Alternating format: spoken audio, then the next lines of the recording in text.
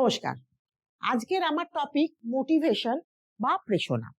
পৃথিবীতে আমরা জানি যে আমাদের সমস্ত মানুষের চাওয়া পাওয়ার কোনো শেষ নেই। একটি চাহিদা পূরণ হয়, আমাদের সঙ্গে সঙ্গে অপর একটি চাহিদা জাগ্রত হয়। তাহলে আমাদের চাহিদা পূরণের জন্য আমরা বিভিন্ন রকম আচরণ করে থাকি, প্রত্যেকেই করি আমরা। এবার এই প্রত্যেকটি আচরণের পেছনে আমাদের কোনো না কোনো অভাব বোধ কাজ করে। এই অভাব বোধের যখন আমাদের অভাব বোধ জাগ্রত হয়, শরীরে একটা অস্বস্তির সৃষ্টি হয় এবং তখন আমরা বিভিন্ন আচরণ করে থাকি। তাহলে আমরা যখন কোনো কাজ করি তাহলে আমাদের দুটো ফ্যাক্টর কাজ করে, এক হচ্ছে অভাব বোধ আর কোনো কিছু লক্ষ্য পূরণের আকাঙ্ক্ষা।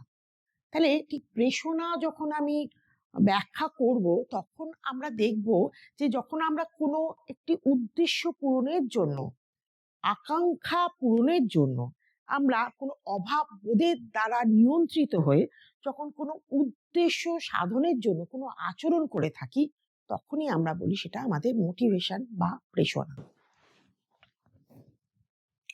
আচ্ছা, আমি এবার চলে আসছি একটি সংজ্ঞায়।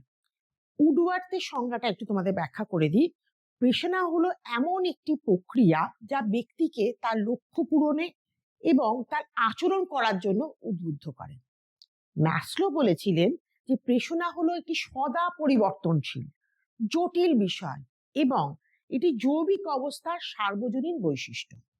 তাহলে প্রেরণা হলো এমন একটি আচরণ বা ক্রিয়া যা কোনো অভাববোধ এবং অভাববোধ দূর করার জন্য, উদ্দেশ্য পূরণের জন্য আমরা তাড়নার দ্বারা নিয়ন্ত্রিত হয় এবং পরিচালিত হয়। তাহলে আমরা প্রেরণা সম্পর্কে একটি ধারণা আমরা পেলাম। এরপর চলে আসছি প্রেরণা কয় প্রকার। প্রেরণা মূলত দুই প্রকার, এক হচ্ছে আভ্যন্তরীণ প্রেরণা আর দুই হচ্ছে বাহ্যিক প্রেরণা। ঠিক আছে, এবার তাহলে আমি আভ্যন্তরীণ প্রেরণা একটু আলোচনা করে দিই তোমাদের। আচ্ছা, এখানে কি বলছে, আমাদের যখন কোনো ব্যক্তির তার ব্যক্তিগত ইচ্ছা, আগ্রহ বা স্বতঃস্ফূর্ত প্রবৃত্তি বা আকাঙ্ক্ষার দ্বারা উদ্বুদ্ধ হয়ে যখন আমরা কোনো আচরণ করি, তখন তাকে আমরা বলি যে আমাদের সেটা আভ্যন্তরীণ প্রেরণা। যেমন আমার খুব জ্ঞান অর্জনের চাহিদা রয়েছে বা জ্ঞান অর্জনের জন্য আমার আকাঙ্ক্ষা রয়েছে, তখন আমি লাইব্রেরিতে যাচ্ছি, বই নিয়ে আসছি, পড়ছি বা বিভিন্ন ধরনের বইপত্র নিয়ে আমি জানছি, সেমিনারে যাচ্ছি, অর্থাৎ জ্ঞান অর্জনের আকাঙ্ক্ষার হেতু আমি কিছু আচরণ করছি। বা যার খুব গান বাজনার প্রতি আকাঙ্ক্ষা আছে বা শখ আছে, সে বিভিন্ন গানের স্কুলে যাচ্ছে, গান শিখছে, বিভিন্ন খেয়াল শিখছে, কখনো ক্লাসিক্যাল শিখছে, অর্থাৎ গানের চর্চার মধ্যে রয়েছে। ঠিক আছে। আচ্ছা, পরেরটায় আসছি আমি, দেখো হচ্ছে যে ঠিক বাহ্যিক প্রেরণা। বাহ্যিক প্রেরণা কি? বাহ্যিক প্রেরণা হচ্ছে কোনো স্বীকৃতি বা প্রশংসা বা ফলাফলের আকাঙ্ক্ষার জন্য আমরা যখন আচরণ করে থাকি। সেটা কিরকম? যেমন ধরো, আমাদের কোনো কর্মচারী তার বেতন বৃদ্ধির আকাঙ্ক্ষায় সে বেশি বেশি কাজ করছে বা তার প্রমোশনের আকাঙ্ক্ষায় সে বেশি কাজ করার জন্য উদ্বুদ্ধ হচ্ছে। বা ধরো, আমরা ছাত্রছাত্রীরা ভালো গ্রেড পাওয়ার জন্য তারা অনেক পড়াশোনা করছে। আচ্ছা, এই পর্যন্ত আশা করি তোমরা সবাই বুঝতে পেরেছো। এরপরে আমি চলে আসছি আমাদের অন্যতম টপিক, যে মোটিভেশন সাইকেল, যেটা আগেই তোমাকে আমি বললাম কিন্তু তোমাদের আলোচনা করলাম। প্রেরণা হচ্ছে একটা মনস্তাত্ত্বিক চক্র বা মানুষের আচরণ তার দ্বারা পরিচালিত হয় এবং এখানে হচ্ছে কিছু পর্যায় রয়েছে। দেখো এখানে যেমন নিড, ড্রাইভ, রেসপন্স, গোল। নিড কি? যে প্রথমে আমি বললাম কোনো একটা অভাব বোধ বা চাহিদা। প্রত্যেকটি মানুষের প্রতিটা ক্ষেত্রে সবার একই চাহিদা হবে তা না, বিভিন্ন ক্ষেত্রে বিভিন্ন মানুষের বিভিন্ন চাহিদা তো বিভিন্ন আচরণ করে থাকে। কিন্তু আমাদের মোরালে সবার কিন্তু শারীরবৃত্তীয় চাহিদা, তো ক্ষুধা, তেষ্টা বা ভোগ বিলাসের চাহিদা বা যৌন চাহিদা প্রত্যেকেরই আমাদের মধ্যে কম বেশি কাজ করে। এবং যখন আমাদের একটা চাহিদা আমাদের মধ্যে জাগ্রত হচ্ছে, তখন আমার চাহিদার সঙ্গে সঙ্গে আমাদের একটা তাড়নার সৃষ্টি হচ্ছে, যেটা আগে আমি তোমাদের আলোচনা করলাম। এই অস্বস্তিকর একটা অবস্থা যখন মানুষের মধ্যে সৃষ্টি হচ্ছে, তখন সেই তাড়নার বশবর্তী হয়ে বিভিন্ন রকম আচরণ করছে। ধরো, একজন মানুষের তার খিদে পেলো, তখন সে কি করবে? ক্ষুধা নিবারণের জন্য বিভিন্ন আচরণ করবে সে। আচ্ছা, এরপরের তার হচ্ছে যান্ত্রিক আচরণ বা রেসপন্স। সেটা কিরকম হবে, যে মানুষ বা তার এই অস্বস্তিকর অবস্থা নিবারণ করার জন্য সে যখন বিভিন্ন রকম আচরণ করে থাকে, যেমন ধরো আমাদের খিদে পেলো, তাহলে আমি নয় বাড়ির বিভিন্ন মানে রান্নাঘর বা ফ্রিজে খাবার খুঁজবো, অথবা বাড়িতে না পেলাম তাহলে আমি বিভিন্ন দোকানে গিয়ে খাবার কিনে আনার চেষ্টা করবো। অর্থাৎ আমার খাবার মানে ক্ষুধাটা আমার নিবৃত্ত করতে হবে, যেভাবে হোক আমার খিদে পেয়েছে, আমার খেতে হবে। আচ্ছা, এরপরে আসছে গোল। গোলটা কি, আমরা যখন উদ্দেশ্য পূরণ করলাম, অর্থাৎ আমি কোনো খাদ্য জোগাড় করলাম বা খাবার বানালাম, সেটা আমি খেলাম বা আমার ক্ষুধা নিবৃত্তি ঘটলো, অর্থাৎ চাহিদা পূরণ হলো। ঠিক চাহিদা পূরণের ফলে আমাদের কি হচ্ছে, শারীর ভিত্তিক যে অস্বস্তিকর অবস্থা যেটা সৃষ্টি হয়েছিল না, সেটা প্রশমিত হলো বা সেটা আর সেভাবে দেখা গেল না। এরপর কি হলো, তার একটা ক্ষুধা নিবৃত্তি হবার পর তার একটা তৃপ্তি লাভ হলো, এবং এই তৃপ্তি লাভের ফলে তার কিন্তু শরীরের অস্বস্তি চলে গেল, তৃপ্তি লাভ হলো এবং আনন্দ পেল সে। এই উপরিক্ত যে 4টি স্তর আমরা দেখছি, এই 4টি স্তর কিন্তু শেষ হবার পর ব্যক্তি বা প্রাণী তার আবার নতুন প্রেষণা জাগ্রত হয়। অর্থাৎ প্রেষণা কিন্তু চক্রাকারে আবর্তিত হতে থাকে। একটি চাহিদা পূরণ হলো, পরবর্তী চাহিদা আমাদের জাগ্রত হলো, সেই পরবর্তী চাহিদা জাগ্রত হবার ফলশ্রুতি হিসেবে আমরা দেখবো আবার আমি এই একই পরপর আচরণগুলো করে যাচ্ছি। অর্থাৎ নিড, ড্রাইভ, রেসপন্স এবং গোল, এটা কিন্তু চক্রাকারে আবর্তিত হতেই থাকছে। আচ্ছা, এই মোটিভেশন সাইকেল থেকে আমি প্রেষণার তাহলে বৈশিষ্ট্যগুলো কি পাবো বলো? তা প্রথম হচ্ছে চাহিদা ভিত্তিক। আমরা যা কিছু প্রেষণা আমাদের সামাজিক চাহিদাকে কেন্দ্র করে হতে পারে, ব্যক্তিগত চাহিদাকে কেন্দ্র করে হতে পারে, এবং তার জন্য আমরা মানে অনেক সময় আমরা কি করি না, চাহিদার ফলশ্রুতি হিসেবে কিছু আচরণ করে থাকি। আর তাড়না, আমাদের মধ্যে প্রত্যেকের ভেতরেই কম বেশি তাড়নার সৃষ্টি হয়, এবং তাড়নার ফলে আমরা বিভিন্ন আচরণ স্বতঃস্ফূর্ত ভাবে করে থাকি। পরবর্তীকালে আমরা একটা উদ্দেশ্যমুখী আচরণ করি, এবং এটা ধারাবাহিক প্রক্রিয়া। যেটা আগেই বললাম, একটি প্রেষণা প্রশমিত হবার পর নতুন প্রেষণা জাগ্রত হলো। কারণ খিদে তো আমাদের একবার পায় তাই না, বারংবার পেতে থাকে। তাহলে একবার চাহিদা প্রশমিত হবার পর আমার আবার চাহিদা জাগ্রত হতেই পারে। আচ্ছা, এবার হচ্ছে এর সার্বজনীন, প্রত্যেকের ক্ষেত্রে কিন্তু প্রেষণা সংগঠিত হয়, এবং চাহিদার একটি প্রেষণার কিন্তু হ্রাস বৃদ্ধি করে।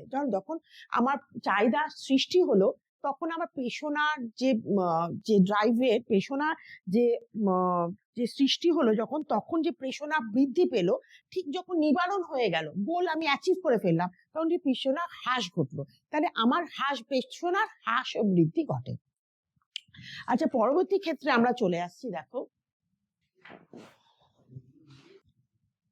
আমাদের শিক্ষা ক্ষেত্রে প্রেষণার কি ভূমিকা। প্রথম হচ্ছে জীবনাদর্শ গঠন করার জন্য আমাদের শিক্ষার্থীদের মধ্যে জীবনাদর্শ গঠন করাটা একান্ত প্রয়োজনীয়। প্রেষণার ফলে আমাদের জীবনের সঙ্গে আমরা বিভিন্ন আচরণকে যুক্ত করে আমরা ড্রাইভের দ্বারা বা তাড়নার দ্বারা বিভিন্ন আচরণ সৃষ্টি করি, এবং সেই আচরণের দ্বারা নতুন নতুন জিনিস শিখি, এবং তার ফলে আমাদের নতুন উদ্দেশ্য আমরা স্থাপন করি, এবং দেখা যায় যে এর ফলে আমাদের জীবনাদর্শ গঠন হয়, তার সাথে সাথে আমাদের ব্যক্তিত্ব গঠিত হয়। এবং এটা একটি লক্ষ্যাভিমুখী প্রক্রিয়া। আমাদের যখনই প্রেষণা জাগ্রত হচ্ছে, তখন আমি কি করছি, লক্ষ্যাভিমুখী আচরণ করছি। যখনই আমি লক্ষ্যাভিমুখী আচরণ করছি, তখন একটি লক্ষ্য আমার স্থির হচ্ছে, এবং সেই লক্ষ্যটি স্থির হবার পর সেই লক্ষ্যটি যখন আমি অ্যাচিভ করছি, আমার পরবর্তীকালে আবার পরবর্তী লক্ষ্য স্থির হচ্ছে।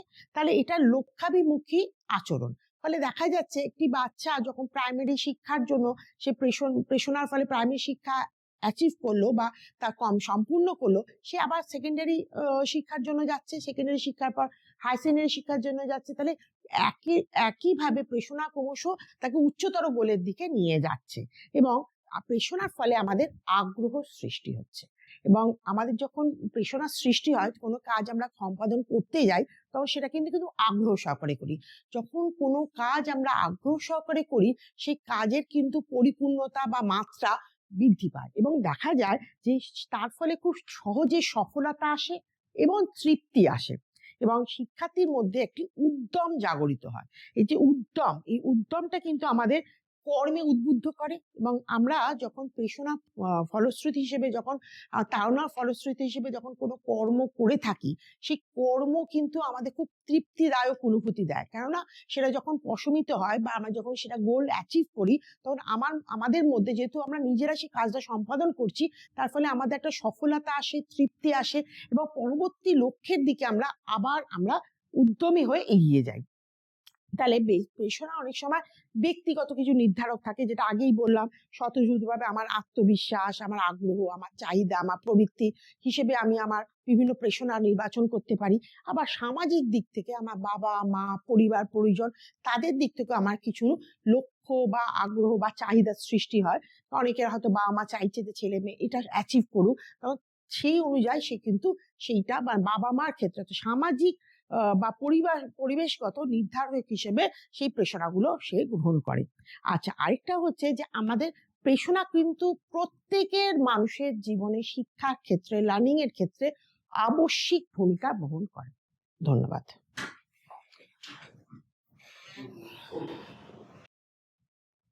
নমস্কার। আজকে আমি আসছি নতুন টপিক নিয়ে, সেটা হচ্ছে মেমোরি বা স্মৃতি। স্মৃতি বা স্মরণ ক্রিয়া বা আমরা যেটা বলি প্রত্যেকের ক্ষেত্রে বিশেষভাবে ভূমিকা গ্রহণ করে। এটি একটি মানসিক প্রক্রিয়া। স্মৃতি কি প্রথমেই আমরা জানতে গেলে প্রথমেই জানতে হবে, যখন ধরো আমরা কোনো অধীত বিষয়বস্তুকে মনে রাখি এবং পরবর্তীকালে প্রয়োজনের ক্ষেত্রে ঠিক অবিকল স্মরণ করে আমি সেটাকে যখন আমি যখন সেটা ফলাফল হিসেবে আমরা ব্যবহার করতে পারি। স্মৃতির সংজ্ঞা হিসেবে আমরা দেখছি, আচ্ছা, অ্যাকর্ডিং টু উডওয়ার্ডের সংজ্ঞায় দেখছি যে প্রক্রিয়া আমাদের আগের কোনো শেখা কাজকে একইভাবে পরবর্তীকালে সম্পাদন করতে সহায়তা করে, তাকে আমরা বলি স্মৃতি।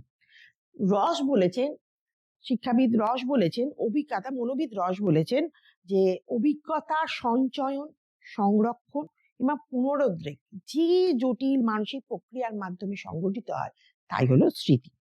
তাহলে আমাদের স্মৃতির ডেফিনিশন আমরা জানলাম, এবার আসবে স্মৃতি প্রক্রিয়া বা প্রসেস অফ মেমোরি। আচ্ছা, সেখানে আমরা দেখছি, দেখো এইটা প্রসেস অফ মেমোরি কিছু বিভিন্ন পদ্ধতি হয়ে থাকে, বিভিন্ন স্টেজে হয়ে থাকে। প্রথমেই যে আমরা কোনো জিনিস স্মরণ করতে গেলে সর্বপ্রথম যে প্রাথমিক প্রক্রিয়াটা হচ্ছে সেটা হচ্ছে আমাদের শিখতে হবে, তা লার্নিং বা শিখন। আমি যদি কোনো জিনিস নাই শিখি, সেটা আমার মনে রাখার কোনো প্রয়োজনীয়তাই নেই। তাহলে প্রথমেই আমাকে হচ্ছে শিখতে হবে বা শিখন। প্রথম মানসিক প্রক্রিয়া হচ্ছে শিখন। দ্বিতীয় হচ্ছে ধারণ বা সংরক্ষণ। অর্থাৎ ধারণ সংরক্ষণ কি, আমি যে বিষয়টি শিখলাম বা আমি যে বিষয়টি সম্পর্কে জ্ঞান অর্জন করলাম সেটি আমি দীর্ঘক্ষণ মনে রাখতে পারছি কিনা। অনেক সময় অনেক মানুষ যা কিছু শেখে তার স্মৃতির চর্চা না জন্য বা বিভিন্ন সময় চর্চা না করার জন্য সে তার স্মৃতি থেকে সেটা বিলুপ্ত হয়ে যায়, কিন্তু কিছু অংশ আমাদের স্মৃতিতে আমাদের থেকে যায়। যে অংশটা আমাদের থেকে যাচ্ছে বা সংরক্ষিত হচ্ছে সেটাই কিন্তু আমরা বলছি যে ধারণ বা সংরক্ষণ বা স্টোরেজ, যেটা আমরা এখানে বলছি। এর পরের ধাপ হচ্ছে যে পুনরুত্থাপন বা রিট্রিভাল, যেটা আমরা বলছি। স্মৃতি বা স্মরণ ক্রিয়ার তৃতীয় স্তর হচ্ছে পুনরুত্থাপন। আমি শিখেছি, আমি মনে রেখেছি, কিন্তু যথাযথভাবে উপস্থাপন করতে পারলাম না, পড়ে গেলাম, পরীক্ষার হলে গিয়ে আমি মনে করতে পারলাম না। এটা অনেক শিক্ষার্থীর ক্ষেত্রেই সমস্যাটা হয়। সেটা হচ্ছে যে অর্থাৎ আমরা সঠিকভাবে যদি পুনরুদ্রেক না করতে পারি, তাহলে আমায় ধরতে হবে যে আমি শিখনটি এবং ধারণ প্রক্রিয়া, সংরক্ষণ প্রক্রিয়াটি আমার ব্যাহত হয়েছে কিছুভাবে। তাহলে কাজটি সম্পূর্ণ হলো না, তাহলে আমাদের সার্কেল সম্পূর্ণ হলো না।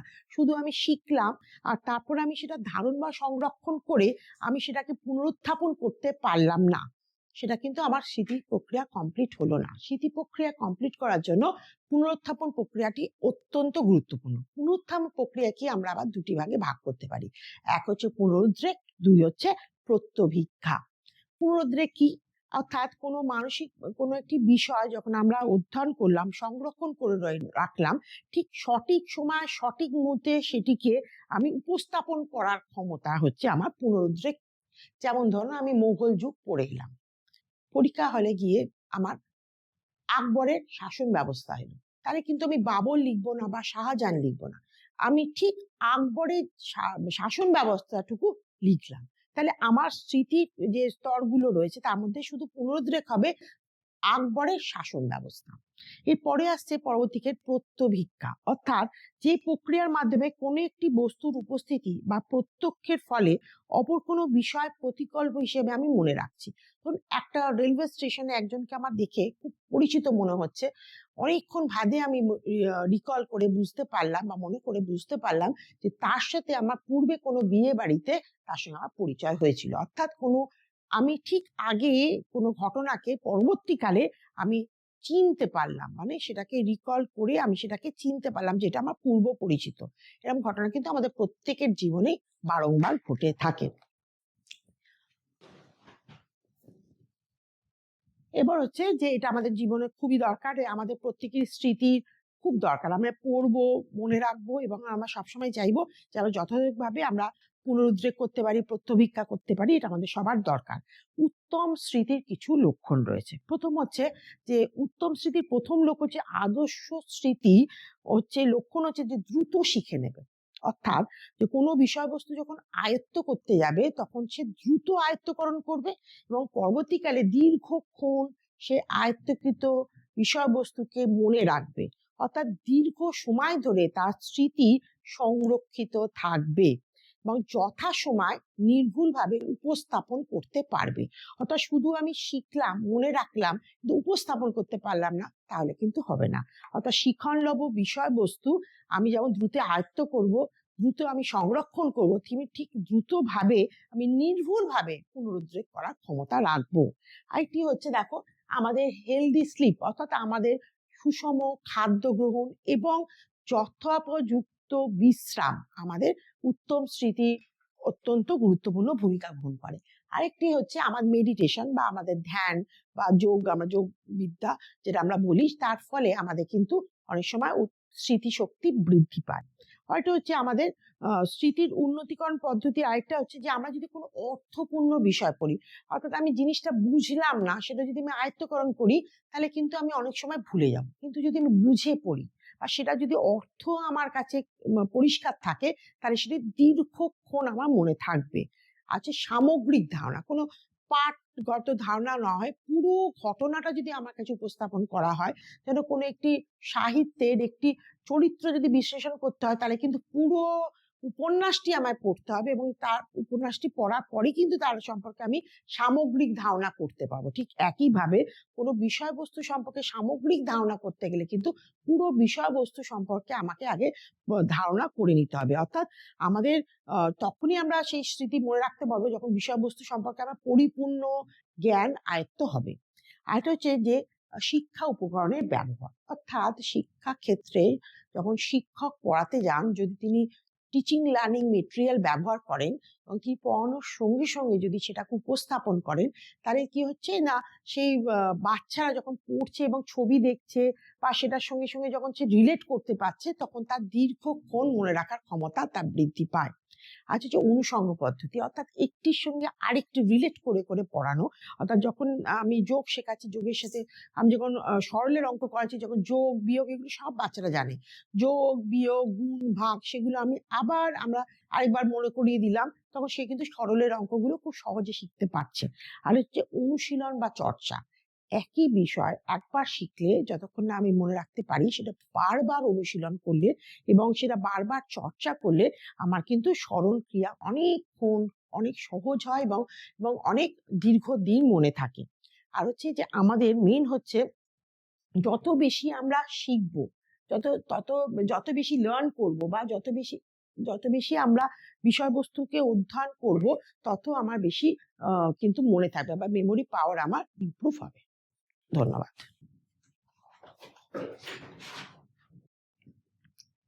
নমস্কার, আজকে আমার টপিক ইন্টারেস্ট বা আগ্রহ।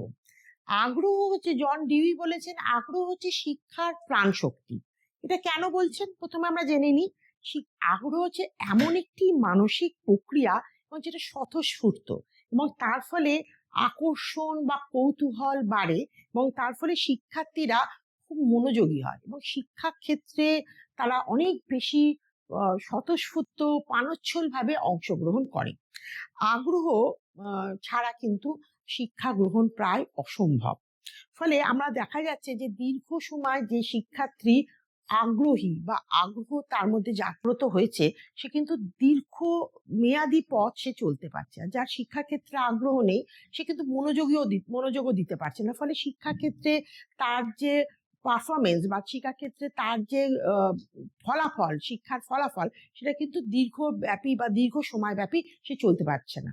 অর্থাৎ আগ্রহ সৃষ্টি করাটা কিন্তু শিক্ষার্থীদের ক্ষেত্রে একান্ত ভূমিকা এবং লাগে শিক্ষকদের সেটা আগ্রহ সৃষ্টি করতে শিক্ষকদের সক্রিয় ভূমিকা সবসময় গ্রহণ করতে হয়। আচ্ছা, যেমন ধরো এখানে আমি আসছি, এখানে ম্যাকডুগাল বলেছেন যে অনুরাগ হলো সুপ্ত মনোযোগ, আর ড্রেভার বলেছেন আগ্রহ হলো গতিশীল মনোযোগ। অর্থাৎ আমরা বুঝতে পারছি আগ্রহের সঙ্গে মনোযোগের কিন্তু একটা গভীর সম্পর্ক রয়েছে। আমার আগের মনোযোগের ক্লাসটায় কিন্তু আমি একইভাবে যখন মনোযোগ পড়াচ্ছিলাম তখনও কিন্তু আমি আগ্রহের কথা বারবার করে বলেছিলাম। আচ্ছা, এখানে আমি আসছি যে ব্যক্তিগত আগ্রহ কি? ব্যক্তিগত আগ্রহ হচ্ছে একটা গভীর মনস্তাত্ত্বিক প্রবণতা। যেমন কারোর ক্ষেত্রে শৈশবের থেকেই তার বিজ্ঞানের বা অঙ্কের প্রতি একটা আগ্রহ থাকে, সে পরবর্তীকালে দেখা যাচ্ছে অনেক বড় সায়েন্টিস্ট হচ্ছে বা গণিতবিদ হচ্ছে। দেখা যাচ্ছে যার আভ্যন্তরীণ একটা উদ্দীপনা তাকে সেই বিষয়ের প্রতি তাকে অনেক বেশি আগ্রহী করে তুলছে বা তাকে প্রেরণা দান করছে। একইভাবে পরিস্থিতিগত আগ্রহ, অনেক সময় দেখা যাচ্ছে কোনো বাচ্চা ঠিক পরীক্ষার 1 মাস আগে আগ্রহী হচ্ছে পড়াশোনার ক্ষেত্রে, কি সিলেবাস আছে, কি পড়তে হবে, কি কোশ্চেন পড়তে হবে, সে ওই সময়টার জন্য অর্থাৎ পরীক্ষা পরিস্থিতি সাপেক্ষে সে আগ্রহী হচ্ছে এবং সেই ওইটুকুই পরিস্থিতির জন্য অর্থাৎ পরীক্ষা পাশ করার জন্যই সে কিন্তু দেখা যাচ্ছে বিভিন্ন রকম আচরণ সে করছে। অর্থাৎ সেই নির্দিষ্ট পরিস্থিতির পরিপ্রেক্ষিতে সে কিন্তু আগ্রহী হলো। যেমন অনেক সময় দেখা যাচ্ছে যখন কোনো একটি মুভি হয়তো বেরোবে, সিনেমা হলে মুভি বেরোবে, তার আগে ট্রেলার দেখে অনেক সময় অনেকে বেশি কৌতূহলী হলো বা আগ্রহী হলো, সিনেমাটা প্রকাশিত হওয়ার পর তারা কিন্তু আর সিনেমাটা দেখার পর সেরকম কিছু উৎসাহ সে পেলো না বা দেখতে পেলো না। তাই পরিস্থিতিগত আগ্রহ আর হচ্ছে ব্যক্তিগত আভ্যন্তরীণ আগ্রহের মধ্যে পার্থক্য রয়েছে। আগ্রহের বৈশিষ্ট্যগুলো এবার আমি আলোচনা করে দিচ্ছি। আগ্রহের মূল বৈশিষ্ট্য হচ্ছে আগ্রহ হতে পারে বংশগত বা অর্জিত। অনেক সময় দেখা যায় যে আমরা বংশগতভাবে কোনো আগ্রহ আমরা ইনহেরিট করে থাকি। যেমন কারোর বাড়িতে তাদের সঙ্গীত চর্চা বা সঙ্গীত, বাবা মা সবাই গায়ক বা গায়িকা, সেই বাচ্চা ছোটবেলা থেকে দেখা যাচ্ছে সঙ্গীতের প্রতি তার একটা প্রীতি বা আগ্রহ রয়েছে। কারো বাবা মার বাড়িতে তাদের বিজ্ঞান পরিচর্যা হয় বা বিজ্ঞান চর্চা খুব বেশি ভাবে হয়, দেখা যায় বাচ্চাটি ছোটবেলা থেকেই সে ম্যাথসে বা সায়েন্সে অত্যধিক ভালো বা আগ্রহী। তাহলে এটা আবার অনেক সময় অর্জিতও হতে পারে। পরবর্তীকালে অনেক বাচ্চা দেখা যাচ্ছে যে ক্রিকেট দেখে বা কোনো কিছু দেখে সে আগ্রহী হলো ও সেই আচরণটা সে আগ্রহের সঙ্গে অর্জন করলো। অর্থাৎ বংশগতও হতে পারে বা অর্জিতও হতে পারে আগ্রহ। আর সেকেন্ডলি হচ্ছে আগ্রহ সবসময় বিকাশধর্মী। যখনই আমরা কোনো বিষয় হয় শৈশবকালে আমাদের হয়তো আমাদের মূলত সব বাচ্চাদেরই থাকে যে তাদের খেলনার ওপর অনেকটা আগ্রহ থাকে। পরবর্তীকালে যখন বাল্যে আসছে তা কিন্তু সেই খেলনাগুলোর দিকে সে আর আগ্রহী হচ্ছে না, তখন দেখা যাচ্ছে ক্রিকেট বা ফুটবল বা অন্য কোনো বিষয়ের দিকে সে আগ্রহী হয়ে যাচ্ছে। পরবর্তীকালে দেখা যাচ্ছে যখন শৈশব পেরিয়ে বাল্য পেরিয়ে তখন যে বয়ঃসন্ধিকালে যাচ্ছে বা পূর্ণাঙ্গ মানুষের স্তরে যখন সে পরিণত হচ্ছে, তখন তাকে ছোটবেলাকার যে আগ্রহগুলো তার কিন্তু অনেক পরিবর্তন হচ্ছে এবং অনেক বেশি মাত্রায় অন্য বিষয়ের প্রতি সে আগ্রহী হয়ে গেছে। যেমন ধরো বিভিন্ন সায়েন্স, বিভিন্ন বিজ্ঞানের বিষয়, বিভিন্ন গান চর্চা, সিনেমা, সমস্ত রাজনীতি, সমস্ত বিষয়ে সে আগ্রহী হচ্ছে। অর্থাৎ আগ্রহের ক্ষেত্রটা তার অনেক বেশি ব্যাপ্ত হয়ে গেছে বা অনেক বেশি বেড়ে গেছে। অর্থাৎ একটি দুটি আগ্রহ থেকে অনেক বেশি সে অনেক বিষয়ের প্রতি সে এখন আগ্রহী। আজ সমাজ পরিবেশ নির্ভর, অর্থাৎ অনেক সময় দেখা যায় যে পরিবেশে সে বড় হচ্ছে বা যে পরিবেশে সে থাকছে সেই পরিবেশের মানুষজনের আগ্রহ দেখেও কিন্তু তার আগ্রহ জাগ্রত হয়। যেমন গ্রাম পরিবেশে যারা মানুষ, অনেক সময় অনেক মানুষ যখন বড় হচ্ছে, গ্রামে যেহেতু লাইব্রেরির সংখ্যা অনেকাংশে কম বা কিন্তু সেখানে হয়তো বিদ্যালয় বা বা পড়াশোনার ক্ষেত্রে অনেক কিছু বা কম্পিউটার ক্লাস নেওয়া বা এগুলোর ক্ষেত্রেও তার যাতায়াতের একটু অসুবিধা থাকার জন্য তার আগ্রহী থাকলেও সেটা আগ্রহটা প্রকাশ করতে পারছে না। কিন্তু যখন সে শহরাঞ্চলে পড়তে আসছে বা শহরাঞ্চলে গিয়ে দেখছে, সে কিন্তু অনেক বেশি কম্পিউটার এডুকেশনের ওপর বা বিভিন্ন বিষয়ের ওপর সে কিন্তু তার যে আগ্রহ ছিল সেটা কিন্তু সে পরিপূর্ণ করতে পারছে। অর্থাৎ গ্রামের বাচ্চাদের তুলনায় শহরাঞ্চলের বাচ্চাদের আগ্রহ কিন্তু পৃথক হয়ে থাকে অনেক ক্ষেত্রে। আচ্ছা, চাহিদা নির্ভর, অর্থাৎ শিশুর চাহিদার উপর আগ্রহ নির্ভর করে। আমরা যখন চাহিদা জাগ্রত হয় কোনো বিষয়ের প্রতি, তখন তার প্রতি আমরা আগ্রহী হয়ে পড়ি এবং সেই আগ্রহ বশবর্তী আমরা কিন্তু চাহিদাটা পূরণ করতে চাই। আচ্ছা, এবং প্রেষণার ফলে কিন্তু আমাদের আগ্রহ বেড়ে ওঠে। অনেক সময় দেখা যায় যে আমরা প্রেষণার ফলশ্রুতিতে বিষয়বস্তুর আচরণ করতে গিয়ে আমরা শুনে বিষয়ের প্রতি আগ্রহী হই এবং সেই আগ্রহ পরবর্তীকালে আমার পরবর্তী প্রেষণা যখন জাগ্রত হচ্ছে, ওই বিষয়ের প্রতি আমরা আগ্রহী হচ্ছি।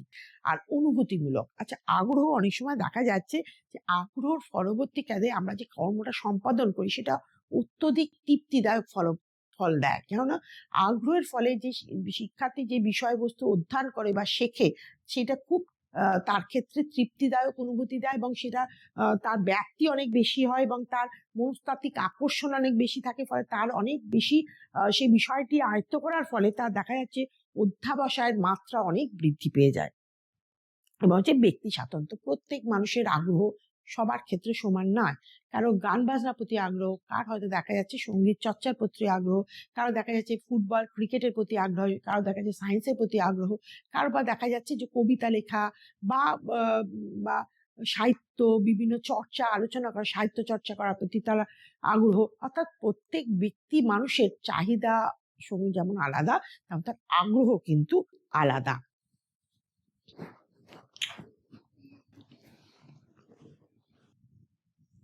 আমি ক্যারেক্টারিস্টিক তোমায় এতক্ষণ আলোচনা করলাম। এবার আসছে যে শিক্ষায় আগ্রহের ভূমিকা। তুমি একটু দেখে নাও এটা।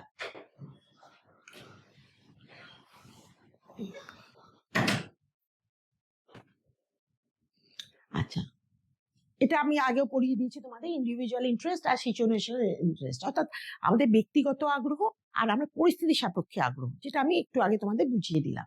এরপরে চলে আসছি, দেখো। আচ্ছা,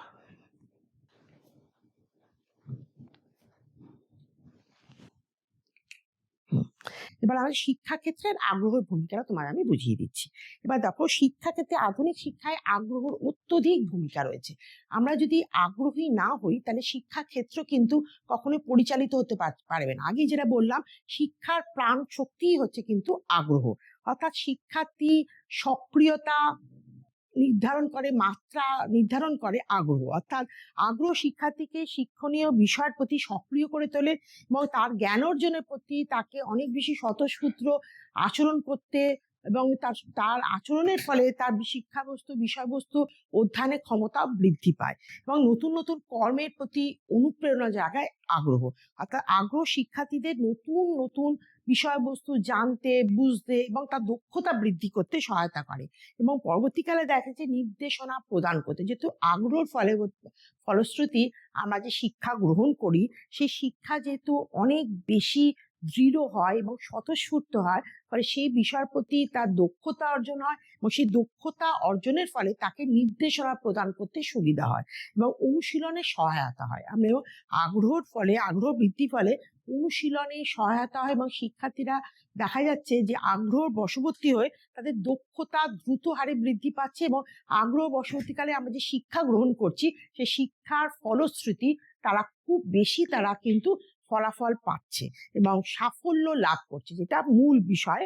যে শিক্ষণীয় বিষয়বস্তু আগ্রহের সঙ্গে গ্রহণ করলে তার সাফল্য খুব দ্রুত হারে বৃদ্ধি পায় এবং মনোযোগের সঙ্গে আগ্রহের একটি অভ্যন্তরীণ সম্পর্ক রয়েছে। শিক্ষার্থী যখন আগ্রহী হয় তখন সেই বিষয়বস্তুর প্রতি সে মনোযোগ দেয় এবং মনোযোগ দেওয়ার ফলে দেখা যায় যে জ্ঞান অর্জন খুব সুষ্ঠু সম্পন্ন হয় এবং শিক্ষাক্ষেত্রে আগ্রহের ভূমিকা তাই জন্য ভীষণ পরিমাণে প্রয়োজনীয় এবং দেখা যাচ্ছে যে আগ্রহ ছাড়া শেখার কোনো অর্থ নেই। অর্থাৎ শিক্ষার্থী এবং অভিভাবকদের শেখা উচিত যে আমাদের আগ্রহকে কিভাবে বাড়িয়ে তোলা যায় এবং কিভাবে আগ্রহকে উদ্দীপক হিসেবে ব্যবহার করা যেতে পারে।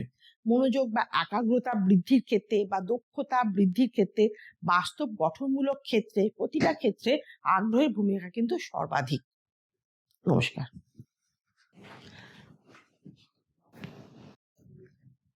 নমস্কার, আজকে আমার টপিক হচ্ছে ইমাজিনেশন বা কল্পনা। আচ্ছা, এবার আমরা জেনে নিচ্ছি কল্পনা কাকে বলে।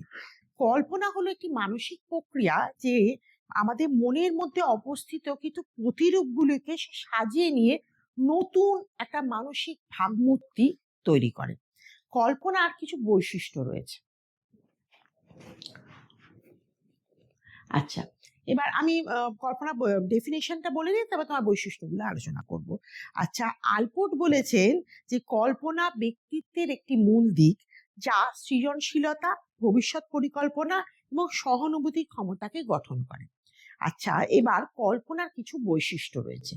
কল্পনার বৈশিষ্ট্যের মধ্যে প্রথম হচ্ছে কল্পনার কিন্তু আমরা যেটা দেখি যে তার কিন্তু কোনো বিধি নিষেধ নেই। অর্থাৎ আমাদের কল্পনাকে আমরা যখন চিন্তা ভাবনা শুরু করি, কল্পনার মধ্যে কিন্তু অনেক রং চড়াতে পারি। অর্থাৎ মুক্তভাবে চিন্তা করার ক্ষমতা দেয় কল্পনা। এবং শিল্প, সাহিত্য, বিজ্ঞান এগুলো কিন্তু কল্পনা ছাড়া কখনোই সংঘটিত হতে পারতো না। এবং প্রত্যেকের যে কল্পনার ধরন, সেটা কিন্তু অন্য একজনের কল্পনার ধরনের থেকে সম্পূর্ণ আলাদা হতে পারে। সবার যে কল্পনা একই মাত্রায় হবে, একই রকম ভাবে হবে, তা কিন্তু কখনোই নয়। অর্থাৎ ব্যক্তিত্বের ওপর কিন্তু কল্পনা নির্ভরশীল। কল্পনা অনেক সময় পূর্ব অভিজ্ঞতা এবং জ্ঞানের ওপর ভিত্তি করে গড়ে ওঠে। আর কল্পনা অনেক সময় আবেগকে নিয়ন্ত্রণ করে। অর্থাৎ কল্পনা অনেক সময় খুব খুশির মুহূর্তকে অনেক রঙিন করে তোলে, আর কোনো দুঃখ মুহূর্তকে অনেক বেশি গভীরতর দুঃখের দিকে নিয়ে চলে যেতে পারে। কল্পনা অনেক সময় প্রতীক বা রূপকের মাধ্যমে জটিল একটা ধারণা গঠন করতে পারে। কল্পনাকে আমরা অনেক সময় দেখতে পারি যে কল্পনা আমাদের চিত্র গঠনের সহায়ক। কল্পনার মাধ্যমে ব্যক্তি একটি বস্তু বা ধারণা বা বিষয়বস্তুকে মনের মধ্যে তৈরি করে, এবং যার কিন্তু বাস্তবে কোনো অস্তিত্ব নাও থাকতে পারে। সৃজনশীল এবং নতুনত্বের একটা উৎস। কল্পনায় নতুন ধারণা, নতুন চিন্তা, নতুন সৃজনশীলতা, এটা একটা প্রধান উৎস। কল্পনা সাহিত্য বিশেষত, কল্পবিজ্ঞান বিশেষত এবং বিজ্ঞানও তা কিন্তু কল্পনার উপর অনেক নির্ভর করে এগিয়ে চলে। বাস্তব এবং অবাস্তবের একটা সংমিশ্রণ। কল্পনার মাধ্যমে বাস্তবের বিভিন্ন উপাদান বিদ্যমান থাকলেও কিন্তু প্রায়শই দেখা যায় বাস্তবের সঙ্গে তার কোনো মিল নেই। কিছুটা মিল আছে, কিছুটা নেই। অর্থাৎ বাস্তবের সঙ্গে কিছুটা মিল রেখে নতুন চিন্তা ভাবনা, নতুন কিছু সৃষ্টি করতে পারার ক্ষমতাই হচ্ছে কল্পনা, একটা ইচ্ছা পূরণের উপায়। অনেক মানুষের দেখা যায় যে তাদের অপূর্ণ ইচ্ছাগুলো সে কিন্তু কল্পনার মাধ্যমে সেটা বাস্তব রূপ দিতে সক্ষম হয়। তার একটা স্বপ্নের বাড়ি করার একটা তার স্বপ্ন ছিল। সে যখন কোনো তার বাড়ি করছে, কারোর বাড়ির ডিজাইন করছে, তখন তার যে স্বপ্নটা ছিল তা নিজের বাড়ির ক্ষেত্রে সে প্রয়োগ করতে পারেনি। সেই কল্পনাগুলো সে কিন্তু এর বাড়ির ক্ষেত্রে, যে প্রফেশন ক্ষেত্রে যে তার বাড়ি তৈরি করছে যে আর্কিটেকচার হিসেবে, সে কিন্তু সেই কল্পনাগুলো সে কিন্তু বাস্তবায়িত রূপ দিতে পারলো। আচ্ছা, অনেক সময় দেখা যাচ্ছে যে স্বপ্নের মাধ্যমে কিন্তু আমরা অনেক সময় অনেক কিছু যেগুলো কল্পনা করি, তখন আমরা সেটাকে আবার বাস্তব রূপ দেওয়ার চেষ্টা করি। আর ভবিষ্যৎ ভাবনা সহায়ক, অর্থাৎ কল্পনার মাধ্যমে মানুষ ভবিষ্যতে বিভিন্ন ঘটনা, সম্ভাবনাগুলো কল্পনা করতে পারে, এবং তারপর সেই অনুযায়ী সে পরিকল্পনা করে, সেই অনুযায়ী সে কৌশল নির্ধারণ করে, সেই অনুযায়ী নতুন নতুন উন্নয়নের স্বপ্ন দেখে এবং সমস্যা সমাধান করতে কল্পনা আমাদের সহায়তা করে। কল্পনা ব্যক্তিকে বিকল্প সমাধানের পথ খুঁজে বার করতে সহায়তা করে। এবং অনেক সময় দেখা যায় একটি সমস্যা সমাধান করতে গিয়ে বা একটি গবেষণা করতে গিয়ে অনেক সময় শিক্ষাবিদ বা অনেক গবেষক দেখা যাচ্ছে কল্পনার ওপর ভিত্তি করে সে নতুন তথ্য বা নতুন তত্ত্ব সে আবিষ্কার করে ফেললো। আচ্ছা, এবার আমরা আসছি শিক্ষণের সঙ্গে কল্পনার সম্পর্ক কি। কল্পনা শেখার ক্ষেত্রে একান্ত সহায়ক একটি উপাদান, যা বাস্তবে অভিজ্ঞতাকে অতিক্রম করে নতুন চিন্তা ভাবনা বা জটিল চিন্তা ভাবনাকে নতুন সম্ভাবনার উন্মেষ ঘটাতে সহায়তা করে। অর্থাৎ আমরা কি বলছি, যে যেগুলো আমরা বাস্তবে জ্ঞান অর্জন করলাম তার সাথে একটা আভ্যন্তরীণ সম্পর্ক গঠন করে যদি আমি নতুনভাবে বিশ্লেষণ করি, সংশ্লেষণ করি, সৃজনশীলভাবে প্রয়োগ করতে চাই, তাহলে কল্পনা আমার কিন্তু একান্তভাবে প্রয়োজন। অর্থাৎ নতুন কোনো ধারণা, সমস্যা সমাধান করতে গেলে নতুন কিছু সক্ষমতা বৃদ্ধি করতে কল্পনা সহায়তা করে। এবং আমাদের কল্পনার ক্ষেত্রে, শিক্ষণের ক্ষেত্রে কল্পনা ভাবা যেটা প্রভাব, সেটা হচ্ছে যে সব থেকে বড় হচ্ছে আচ্ছা, দেখা যায় যে সৃজনশীল চিন্তার বিকাশ ঘটায়। সেটা কিরকম? কল্পনা যখন কোনো সমস্যা সমাধান করতে চিন্তা ভাবনা করতে থাকে, তখন সে কল্পনার সাহায্যে সে কিন্তু নতুন নতুন ওয়ে আউট বার করতে থাকে। যেমন ধরো, মহাকাশ যাত্রার আগে আমরা কিন্তু কল্পনাই ছিল, তো বাস্তবে কিন্তু আমরা কল্পনাকে ভিত্তি করে আমরা কিন্তু মহাকাশে গিয়ে পৌঁছতে পেরেছি। একইভাবে জটিল থেকে সহজে বোঝা, সেটা কিভাবে সম্ভব? কল্পনার মাধ্যমে শিক্ষার্থীকে আমরা অদৃশ্য জটিল বিষয়কে কল্পনার মাধ্যমে ভিজুয়ালাইজেশন করাতে পারি। এবং যেমন উদাহরণস্বরূপ আমি বলতে পারি যে, যেমন ধরো একটা পরমাণুর গঠন বোঝাতে হবে, তখন তাকে আমি বোঝালাম যে ইলেকট্রনগুলি কিভাবে নিউক্লিয়াসের চারদিকে ঘুরছে, এটা সে কিন্তু কল্পনা করে নিতে পারলো। বা আমরা যদি ধরো গঙ্গার উচ্চগতি পড়াচ্ছি, তখন যখন আমি হিমালয়ের বর্ণনা করছি, তখন বাচ্চারা কিন্তু কল্পনা করে কিন্তু গঙ্গার উচ্চগতিকে সে কিন্তু কল্পনা করে নিতে পারলো। বা হিমবাহ যখন আমি পড়াচ্ছি, তখন সে কিন্তু বিভিন্ন ছবি দেখে কল্পনা করে নিতে পারে যে ওই জায়গায় ও থাকলে কি করতো। এবার আসছে স্মৃতিশক্তি বাড়ায়। কল্পনার সাথে জড়িত জড় মস্তিষ্ক দীর্ঘস্থায়ীভাবে সংরক্ষিত হয়। অর্থাৎ যেমন কোনো অনেক সময় বাচ্চাদের দেখবি ছোটবেলাকার কোনো গল্প, ছোটবেলাকার কোনো ছবির মাধ্যমে শব্দার্থ শেখেন, তার কিন্তু দীর্ঘদিন মনে থাকে। অর্থাৎ কল্পনার আশ্রয় নিয়ে কোনো গল্প বললে, তারা কিন্তু বাচ্চাদের রূপকথার গল্প, তাদের দীর্ঘদিন কিন্তু তাদের মনে থাকে। ব্যঙ্গমা ব্যঙ্গমী, রাজা বা রানীর গল্প সঙ্গে সঙ্গে তার যে ব্যাঙ রাজকুমার, সেটা কিন্তু বাস্তবে কিন্তু নেই, কিন্তু এটা কল্পনার সঙ্গে রাজকুমার, এবং তা কিন্তু শুনতেও তাদের ভালো লাগে, পক্ষীরাজ ঘোড়া, কিন্তু সেগুলো বাস্তবে কিছুই নেই। তো তাদের এগুলো শুনতে বা স্মৃতিশক্তিতে, তা কিন্তু আমাদের প্রত্যেকের স্মৃতিতে কিন্তু এগুলো রয়ে যায়। আর আছে অনুপ্রেরণা বা আগ্রহ সৃষ্টি করতে। কল্পনা নির্ভর শিক্ষা পড়াশোনাকে অনেক মজাদার করে তোলে। যেমন ইতিহাস শিক্ষা যদি কল্পনার মাধ্যমে শিক্ষার্থীকে শিক্ষার ইতিহাস বর্ণনা করতে গিয়ে তাদের যদি প্রত্যেককে বলে তুমি একজন রাজা বা তুমি একজন যোদ্ধা, তুমি যুদ্ধ করছো, তার মধ্যে এই যে কল্পনা করে তার যে আনন্দটা, যে সে রাজা আছে, সৈন্য সামন্ত নিয়ে যুদ্ধ করতে যাচ্ছে, তার যে আনন্দ, কল্পনার মাধ্যমে বিষয়বস্তুকে সে জীবন্ত করিয়ে তুলতে পারে। আর হচ্ছে আমাদের সামাজিক দক্ষতা গড়ে তোলে। অর্থাৎ হচ্ছে কল্পনা শিশুদের সহানুভূতি শেখায়। সেটা কিভাবে? অন্য মানুষদের অনুভূতি বুঝতে সাহায্য করে। যেমন ধরো, কল্পনার মাধ্যমে কোনো একটা নাটক, তার একটা চরিত্র যখন উপস্থাপন করা হচ্ছে নাটকের মাধ্যমে, তখন কিন্তু যারা দর্শক আসনে বসে রয়েছে, তারা কিন্তু কল্পনার চরিত্রটাকে কিন্তু উপলব্ধি করতে, তার সহানুভূতিশীলতার সঙ্গে তার দুঃখটাকে বুঝতে তা কিন্তু সক্ষম হচ্ছে। কিন্তু বাস্তবের ক্ষেত্রে আমরা কিন্তু সেভাবে মানুষের কাছে গিয়ে পৌঁছতে পারছি না, কিন্তু যখন স্টেজে উঠে আমরা নাটকের মাধ্যমে তাকে উপস্থাপন করছি, সে কিন্তু সহজে রিলেট করতে পারছে। অর্থাৎ কল্পনা ভিত্তিক সামাজিক পরিস্থিতিকে কিন্তু আমরা এইভাবে উপস্থাপন করতে পারি। কল্পনা শুধু আমাদের তাহলে মনের খোরাক নয়, কল্পনা কিন্তু একটা শিক্ষার ক্ষেত্রে শক্তিশালী হাতিয়ার। এবং শিক্ষার্থীদের কল্পনা শক্তিকে কাজে লাগিয়ে, বিশেষত বাল্য স্তর থেকে যদি কল্পনা শক্তিকে আমরা ক্রমশ বাড়াতে পারি, তাহলে তারা অনেক জটিল বিষয় সহজে বুঝতে পারবে, মনে রাখতে পারবে এবং সৃজনশীল হয়ে উঠতে পারবে। ধন্যবাদ, নমস্কার।